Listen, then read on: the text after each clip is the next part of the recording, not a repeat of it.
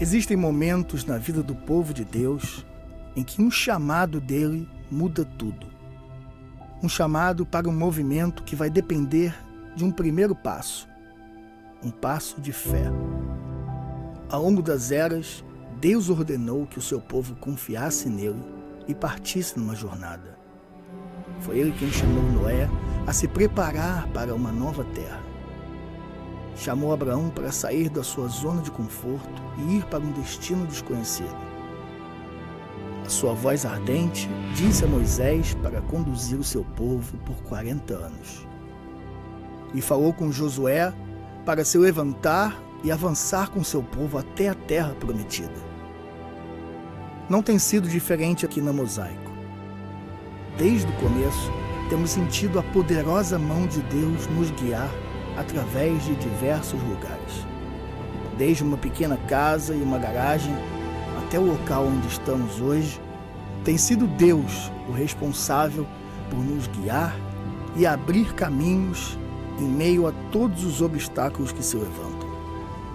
E agora, Deus novamente nos chama para levantarmos e avançarmos. Deus que guiou o seu povo lá atrás, que abriu as águas, que levou o povo à terra prometida, agora nos mostra uma nova terra, um novo espaço, onde poderemos ter mais possibilidades de cumprir a nossa missão, a missão da Igreja de Cristo, a missão da Mosaico. É esse Deus, o nosso Deus, que nos chama mais uma vez para realizarmos a nossa travessia.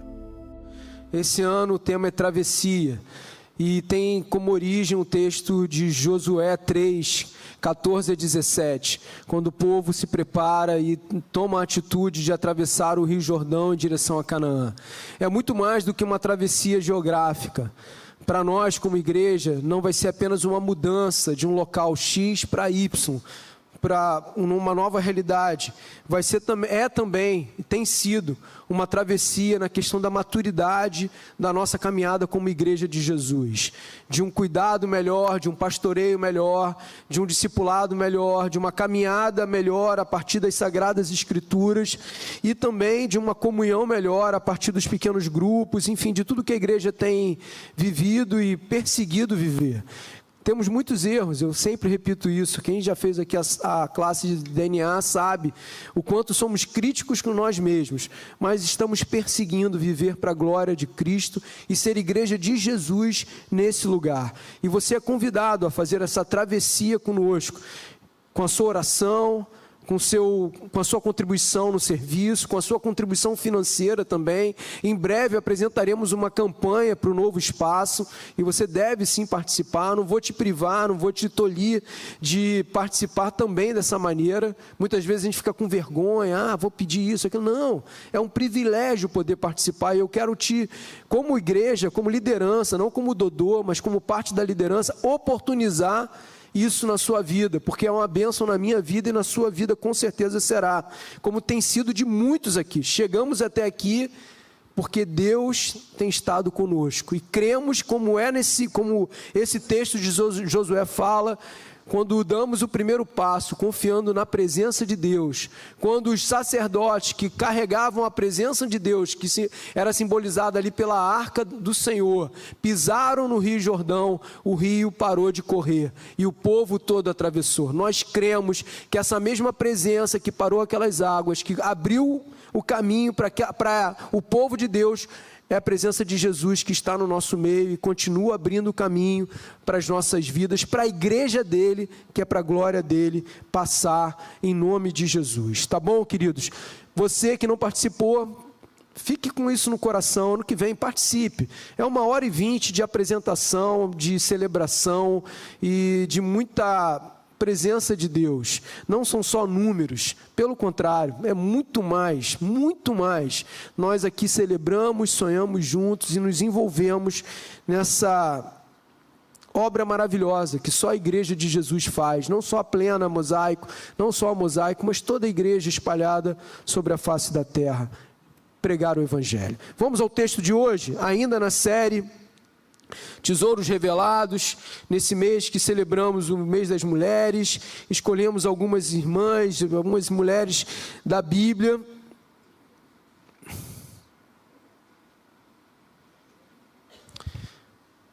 E hoje falaremos a respeito da história de Lídia. Fique em pé, mais uma vez. Aqui você já faz um treino também, né? Você vem para a igreja e já treina, já sai, tá pago. Atos 16, vamos ler os versos de 11 a 15.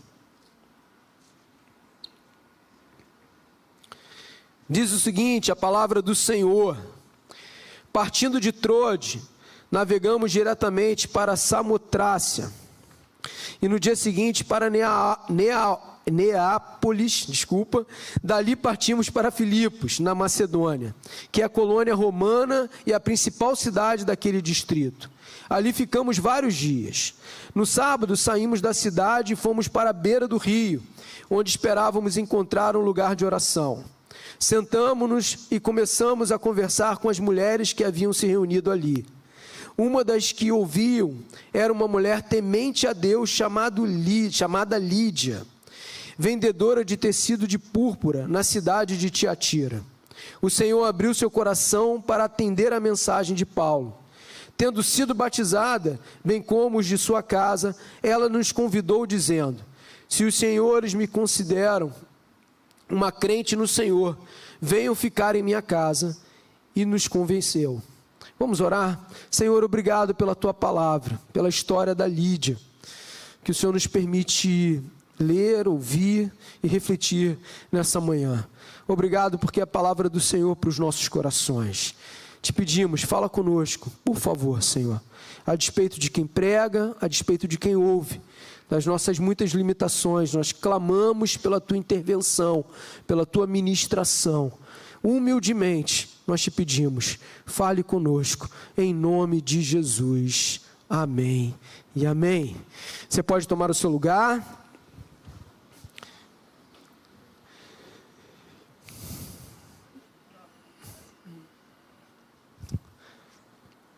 Tem um aviso, enquanto tem um aviso, eu queria dizer para vocês que a gente precisa refletir numa pergunta importante.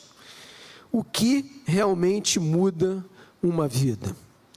Queridos, vivemos numa geração profundamente espiritualizada, profundamente espiritual. Nunca se falou tanto sobre espiritualidade como hoje. Nunca. Num tempo em que vivemos a pós-modernidade, nós saímos daquela realidade de que tudo tinha que ser muito bem definido para algo mais assim livre, e todo mundo tem buscado a sua espiritualidade. Nunca se falou tanto sobre espiritualidade como nos dias de hoje. As pessoas comumente dizem umas para as outras: siga o seu coração, o importante é ter fé. Cada um tem a sua verdade. Afinal de contas, todos os caminhos levam a Deus. Deus está dentro de você. Deus não está numa caixa fechada, num lugar fechado ou num movimento de pessoas. Não, Deus está dentro de você. A nossa cultura é altamente espiritualizada, ama a espiritualidade, mesmo sem saber por onde está passando. Eu gosto muito do texto que Paulo fala que estávamos como cegos, tateando, sem saber para onde ir. Hoje, na nossa cultura, vivemos como cegos em relação a essa experiência espiritual, mas não importa, siga o seu coração, tenha a sua fé, cada um com a sua verdade. Deus está dentro de você. A nossa cultura ama a espiritualidade, mas mesmo amando e perseguindo, mesmo quem sem saber para onde vai, a nossa cultura evita a autoridade espiritual. Isso é muito claro. Todos querem uma espiritualidade customizada, todos querem uma espiritualidade ao seu gosto. E a gente vai meio que customizando Deus, customizando a espiritualidade, a nossa relação espiritual, e meio que também fazendo um grande balaio de gato, colocando tudo dentro. Desde que isso não nos afronte, desde que isso não requer uma mudança, desde que isso não me faça refletir tão profundamente, ver que eu estou errado ou errada, queremos uma espiritualidade customizada. As pessoas, e muitas vezes nos incluímos nesse grupo, querem um Deus que console, querem um Deus que inspire, querem um Deus que motive, mas não querem um Deus que governe o seu coração. Não querem um Deus que se torne Senhor das suas vidas. A Bíblia nos apresenta uma realidade muito diferente. A Bíblia nos apresenta uma realidade em que diz que o maior problema do ser humano, o maior problema da humanidade, mesmo dessa humanidade que busca uma espiritualidade, não é a falta de espiritualidade. O maior problema é um coração fechado para Deus. O maior problema é um coração que não se deixa ser governado por Deus. A história de Lídia mostra exatamente isso. Lídia era uma mulher espiritual. A Bíblia diz, uma mulher temente a Deus, uma mulher religiosa, uma mulher respeitada, uma mulher bem-sucedida. Ela era comerciante de púrpura e era um produto, um tecido extremamente caro, valioso naqueles dias. Ela morava na cidade de Filipos, que tinha ali uma cidade central naquela região. Mas mesmo sendo uma mulher espiritualizada, religiosa, respeitada e bem-sucedida, ela precisava de algo ainda mais radical. Eu fico imaginando Lídia, aquela senhora pomposa, bem vestida, num carrão, com as redes sociais bombando, com a casa cheia de pessoas. Com certeza ela morava num casarão, porque ela falou para os discípulos: se vocês me acharem uma pessoa fiel, uma pessoa crente, vocês podem morar lá, podem descansar na minha casa, serão os meus convidados. Mas mesmo ela tendo tudo isso, ela precisava de algo ainda muito maior, muito mais poderoso. Ela precisava que Deus abrisse o seu coração. Nesse texto a gente entende que o maior milagre não é Deus mudar as circunstâncias. O maior milagre não é Deus trazer para casa o nosso filho perdido. Não é curar a nossa doença. O maior milagre não é Deus ressuscitar uma pessoa que estava morta. O maior milagre não é Deus curar uma pessoa que está cega e passar a enxergar. Não, o maior milagre é Deus mudar o coração. Esse é o maior milagre. E foi isso que aconteceu na vida dessa mulher, na vida de Lídia. Vejamos no texto, em primeiro lugar, o Evangelho encontra pessoas que parecem prontas, mas ainda não estão. Olha o que diz o verso 14: certa mulher chamada Lídia, temente a Deus. Queridos, Lídia não era uma mulher irreligiosa, não. Era alguém profundamente espiritualizada. É bem provável que Lídia frequentasse, se existisse à época, uma igreja como a nossa, com um louvor maravilhoso como esse, com gente amistosa, um café delicioso, com cuidado para as nossas crianças. O texto diz, ela era temente a Deus. Isso significa que ela buscava conhecer o Deus de Israel. Ela tinha sede de Deus e de uma espiritualidade. Como também era, já dito aqui, uma empresária bem-sucedida. Isso indica que provavelmente era uma mulher de grande influência na sociedade. Ela tinha sucesso, ela tinha espiritualidade, ela tinha estabilidade. E talvez, queridos, muitos que estão aqui hoje, e muitos que frequentam as nossas comunidades de fé espalhadas sobre a face da terra, estariam muito satisfeitos com a vida de Lídia. Estariam muito satisfeitos apenas com o sucesso, com a estabilidade e com a espiritualidade, como a de Lídia. Muitos hoje estão dentro da igreja se contentando em ter a vida apenas resolvida do ponto de vista financeiro. É importante muito.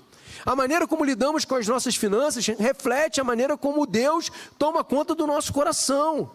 Muitos estariam dentro das nossas igrejas se contentando se tivessem sucesso, milhões de seguidores, muitas viagens, projeção social e, quem sabe, um quê de espiritualidade. Eu vou à igreja ao domingo.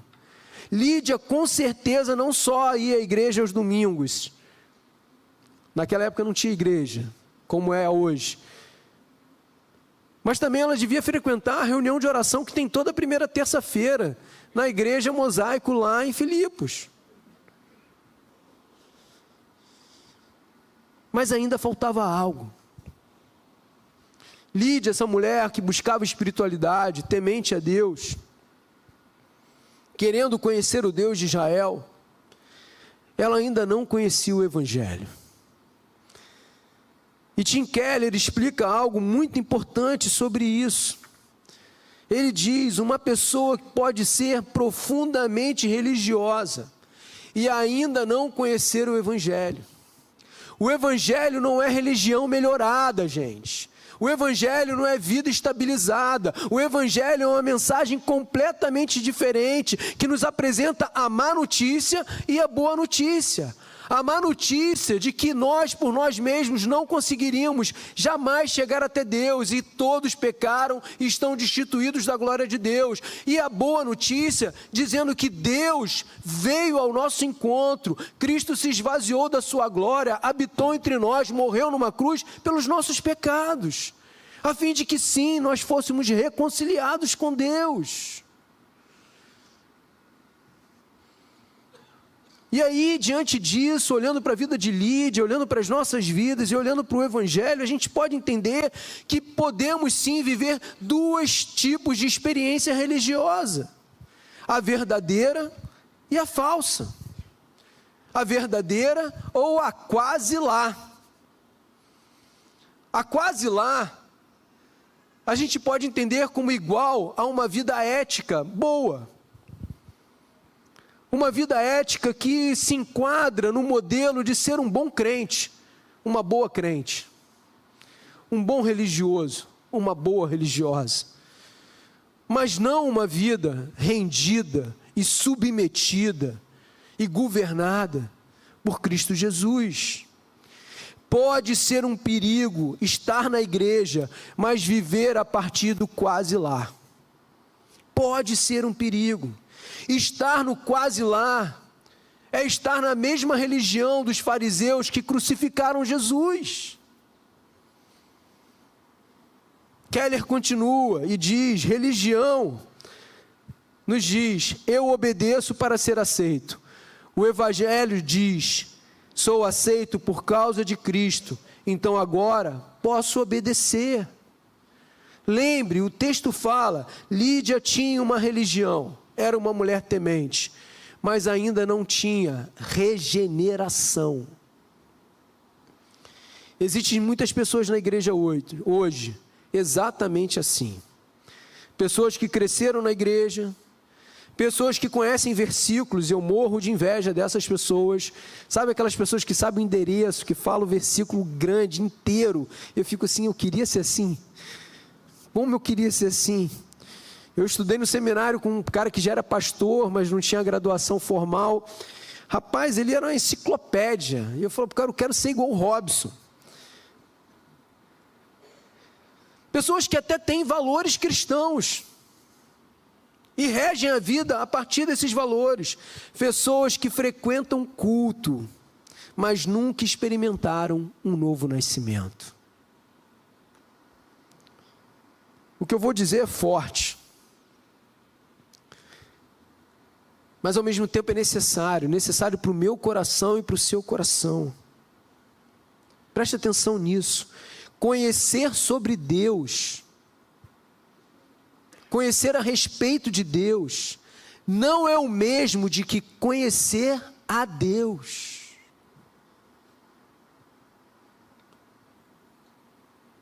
Conhecer sobre Deus não é o mesmo que conhecer a Deus. É muito para além de viver uma espiritualidade baseada em religião, em encontros, em locais onde pessoas falam acerca de Deus. é ter uma experiência genuína com Ele. Com Ele. Em segundo lugar, esse texto nos ensina que o coração humano por si só está fechado para Deus. E aí falamos a respeito da queda. Desde que Adão e Eva caíram, pecaram, todos nós nascemos com uma semente do pecado, e não adianta, por nós mesmos, nós não vamos ao encontro de Deus. Não vamos. Não temos essa condição. O texto diz algo extraordinário no verso 14. O Senhor lhe abriu o coração. O Senhor, o agente aqui é o Senhor lhe abriu o coração.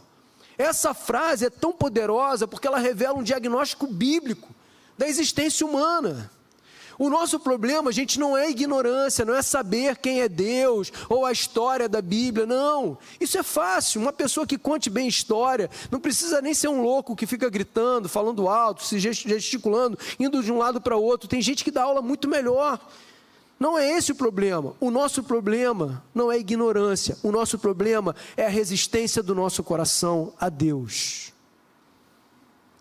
E a Bíblia é clara ao dizer que o ser humano espiritualmente está morto.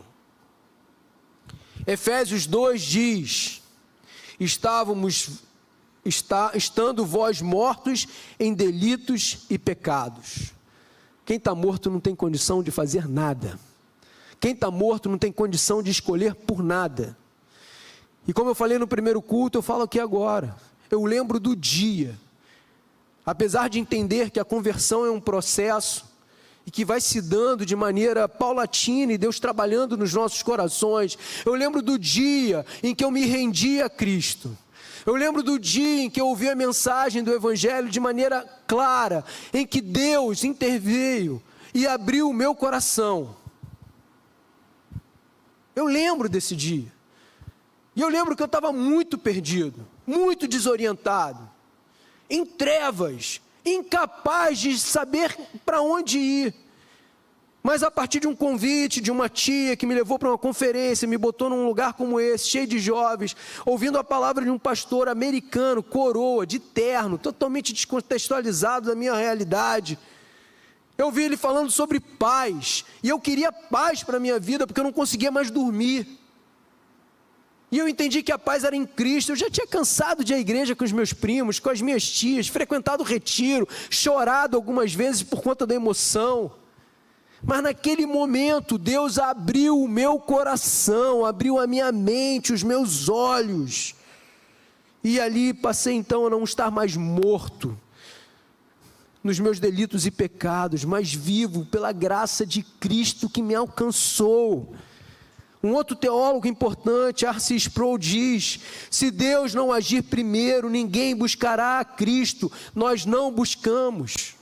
Por nós mesmos, nós não buscamos. Você busca muitas vezes uma solução para o teu problema, para a tua vida familiar, para o teu relacionamento conjugal, para a situação da sua saúde. Isso você busca. Solução dos seus problemas financeiros, isso você busca. Agora, buscar um Senhor que governe o seu coração, a sua história, isso nós não buscamos, porque no nosso coração por si só existe uma rebeldia. Nós queremos ser os deuses, os senhores da nossa existência. Por isso é necessário que Deus abra o nosso coração, a nossa mente. Isso significa que ninguém chega a Cristo apenas por uma decisão intelectual. Com certeza naquela sala eu era o mais burro daquela galera toda lá.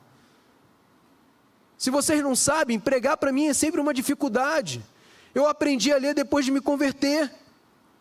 Eu não sabia a diferença de mais com I e mais sem I. Estudando na melhor escola da cidade à época. Passava colando, óbvio. Testemunho. Tinha gente ali com a vida regrada, gente que, sabe, com emoções equilibradas, com a capacidade intelectual muito maior do que a minha, mas que não ouviram a mensagem, porque Deus não abriu os seus corações e as suas mentes. Deus precisa abrir o coração. Imagine uma sala completamente escura, e o sol brilhando lá fora. mas a luz não entra, porque essa sala está totalmente fechada. A janela está fechada, as portas estão fechadas, e quando alguém abre a janela, a luz entra imediatamente. O Evangelho é essa luz na nossa vida. O coração humano é essa janela fechada, ela não se abre sozinha. Quem precisa abrir é Deus que abre a janela. Queridos, a fé não começa no coração humano, a fé começa na graça de Deus que nos alcança, e isso é maravilhoso, porque se isso acontecer um dia na sua vida, ou se isso está acontecendo hoje na sua vida, saiba, você é alvo do amor de Deus, você é alvo da intervenção do Deus que criou e sustenta todas as coisas. Em terceiro lugar, Cristo é a resposta para o coração fechado. Cristo é a resposta, Ele é a redenção. Quando Deus abre o coração de Lídia, algo extraordinário acontece. E ela passou a atender aquilo que Paulo estava, não só entender, mas a atender aquilo que Paulo dizia. E o que Paulo pregava Cristo, ressurreto, mas antes disso, crucificado. Ele pregava que o Filho de Deus veio ao mundo, viveu uma vida perfeita, morreu na cruz pelos pecadores e ressuscitou ao terceiro dia. Keller diz o seguinte: se Jesus Cristo se Jesus Cristo ressuscitou dentre os mortos, então Ele é o verdadeiro Rei do mundo, e tudo deve se reorganizar ao redor dEle. É necessário que Deus abra nosso coração e mente para que entendamos isso. E ao entender isso, possamos reorganizar e reordenar a nossa vida por completo, a partir dessa verdade. Cristo ressuscitou dentre os mortos e Ele é o verdadeiro Rei da humanidade, da história. E tudo precisa girar ao redor dEle. A cruz é o lugar onde Deus resolveu o problema do coração humano.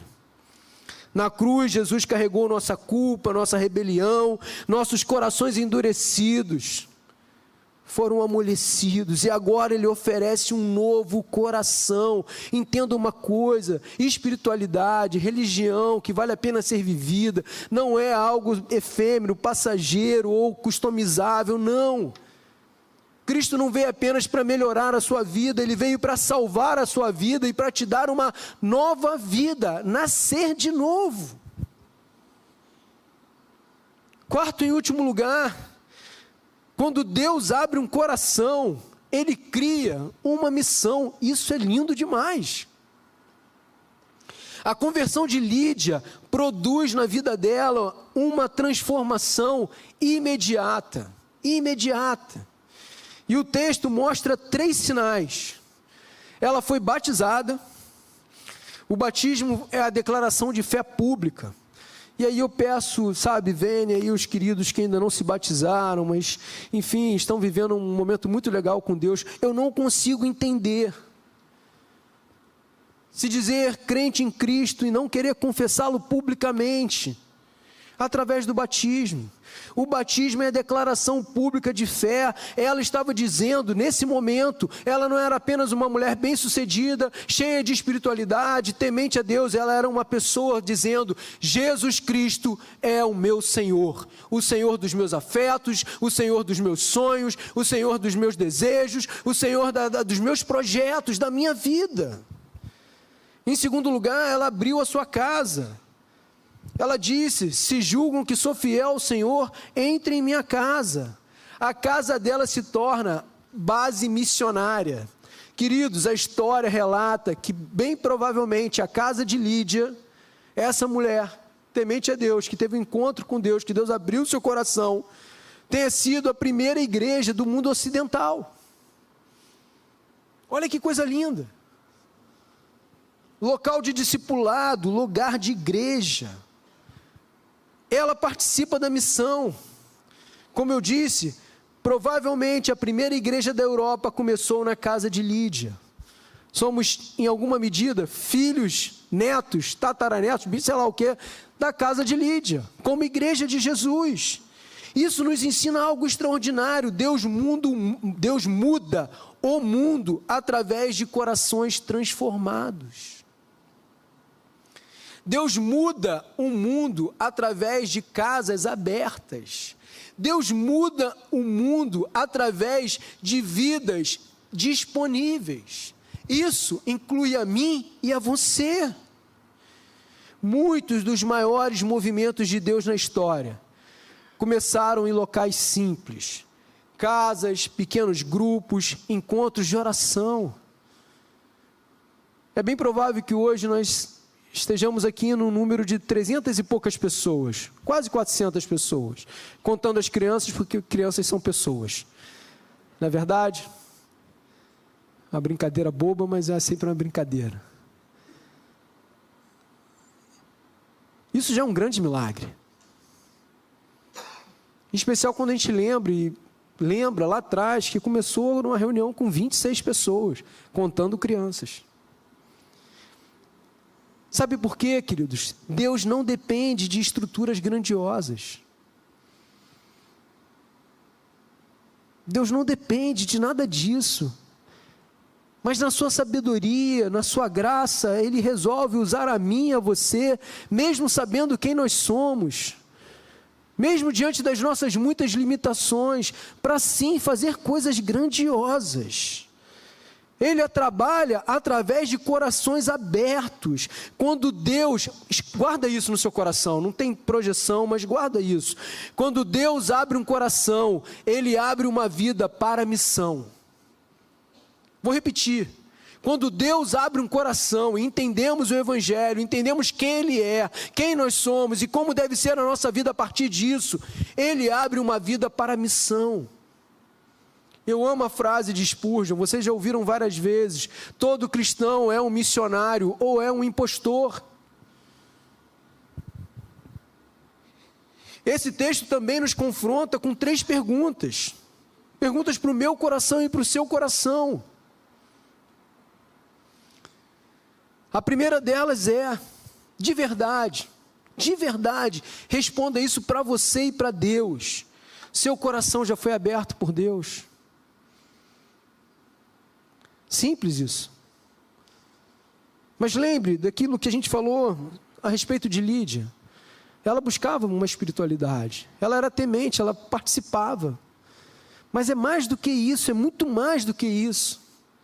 O seu coração já foi aberto por Deus.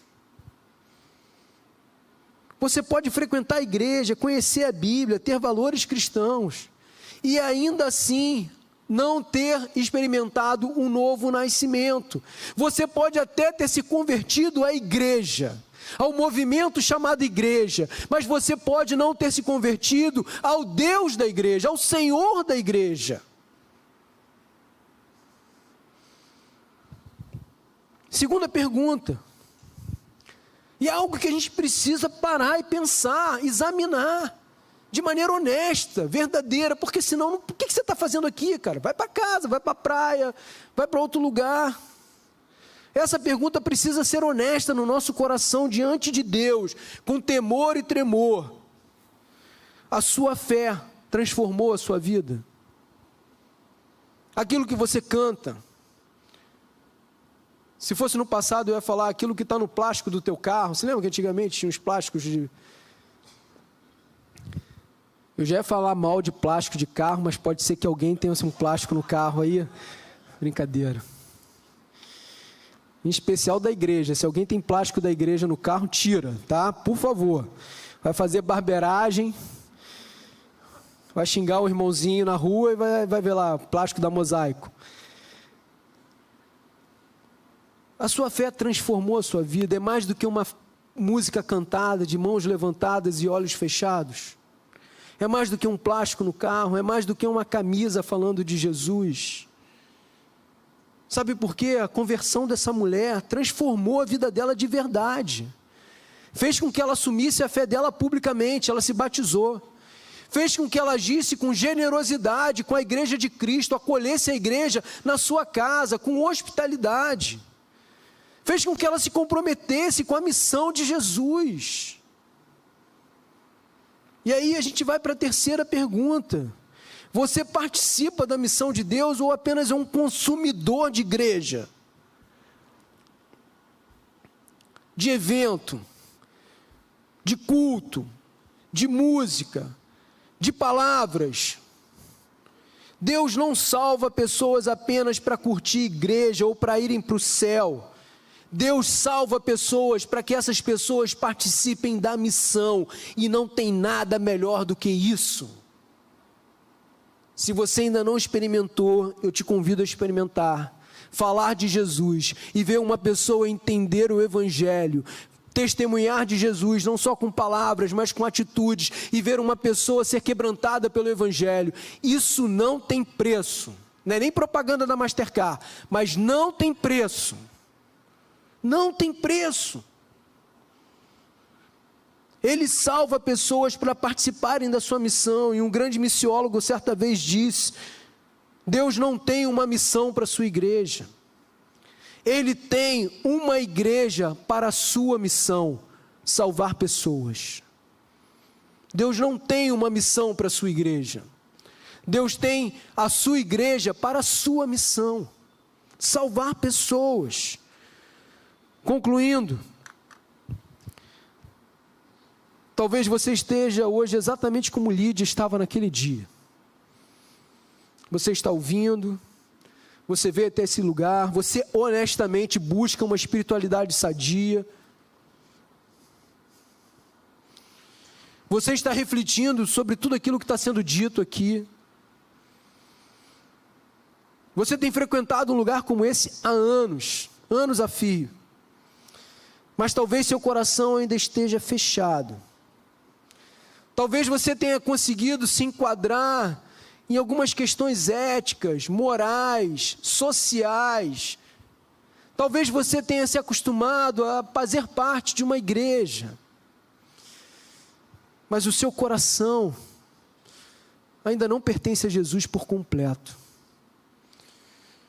Mas a realidade da sua vida não é a realidade de alguém que possa dizer honestamente, e ninguém quer saber disso, só você e Deus, se de fato você nasceu de novo mesmo.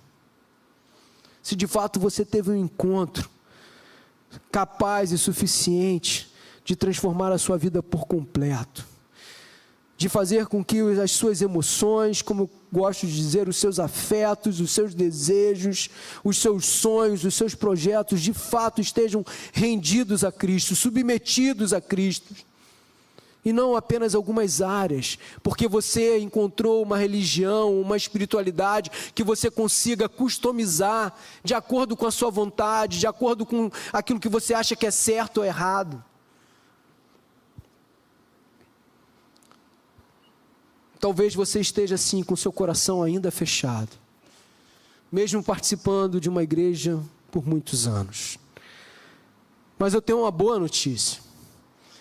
A boa notícia é que o mesmo Deus que abriu o coração de Lídia, há mais de 2000 anos atrás, está presente nesse lugar e é suficientemente poderoso, e nos ama de maneira completa, genuína, verdadeira, a fim de continuar abrindo corações, abrindo o meu coração e o seu coração.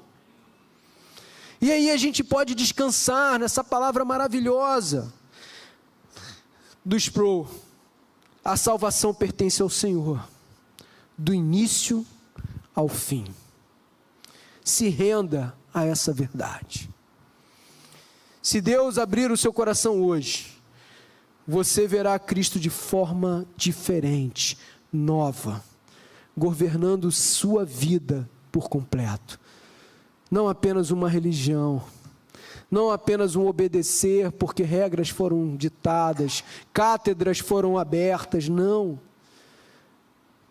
Porque você foi encontrado por amor. Você perceberá que Ele não é apenas um mestre, Você perceberá que Jesus não é apenas um exemplo a ser seguido, o maior psicólogo da história, o maior líder da história, não. Você perceberá que Jesus é Deus, Ele é o Salvador, e Ele não é só o Salvador, Ele é o Senhor da sua vida. E não existe projeto melhor, mais fascinante do que se submeter ao senhorio de Cristo. Por isso eu digo novamente, quero chamar a banda à frente, o Deus que abriu o coração de Lídia, ainda abre corações hoje. E quero te convidar a ficar em pé, dizendo que o meu desejo é que a minha oração e a sua oração seja: Deus, abra o meu coração hoje.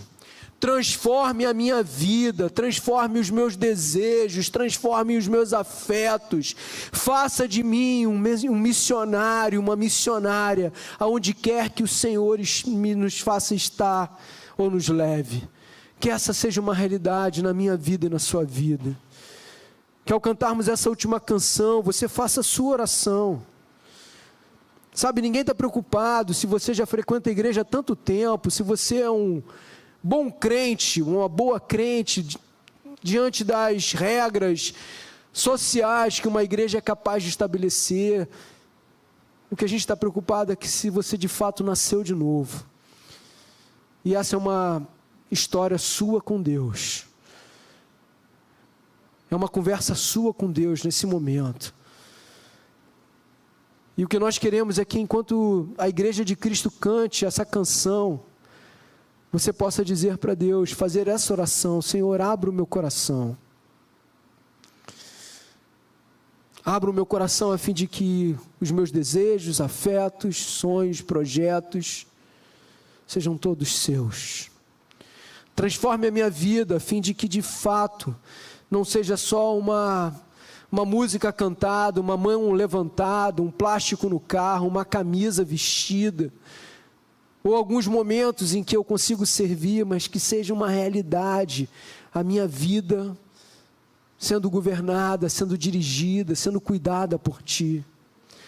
E me use na Sua missão, me use na Sua missão de verdade. Enquanto cantamos essa canção, cante junto, faça essa oração, e ao final iremos fazer mais uma oração e nos despedir na paz de Cristo, na certeza de que Ele está conosco nesse momento.